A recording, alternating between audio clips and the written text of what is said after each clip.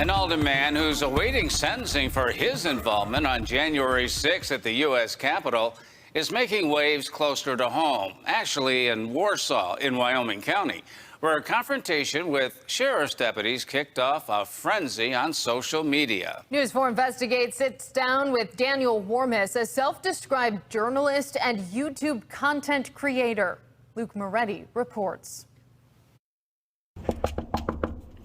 This door is locked during business hours. You guys are violating rights. You need to unlock this door. Daniel Warmis, the local First Amendment auditor that News 4 Investigates profiled in May, is back at it again. Let's go. I'm not going anywhere until you get a supervisor down here. Get your hands off me, man. Get your cameras on. This time at the Wyoming County Government Building in Warsaw. What grade do you give them? That was the F. That is probably the worst I've seen in New York. Warmis's recorded encounter with Wyoming County Sheriff's deputies is getting traction. About 84,000 views as of Monday on his YouTube channel.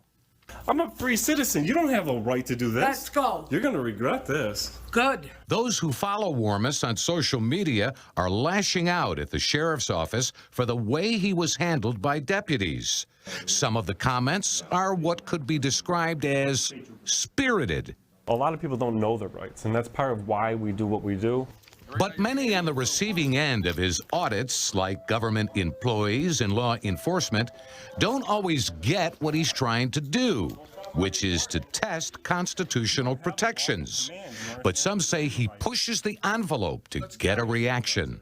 Go sign in. I did sign in. You did not. I did. Patrick Phelan is a retired Rochester area police chief and executive director of the New York State Association of Police Chiefs. It's clear that the motivation for the people that are making the videos are to attempt to bait police into some type of confrontation. In this case, Warmis signed in as Dan Erie County, and that caught the attention of deputies who, for a while, stopped him from entering areas where the public can go. You guys are detaining me from traveling freely to a perfectly public office over here. Yep. Do you have a reason to be there? Yes, I do. What is it? It's called freedom, baby. The deputies denied him access because he did not sign his last name.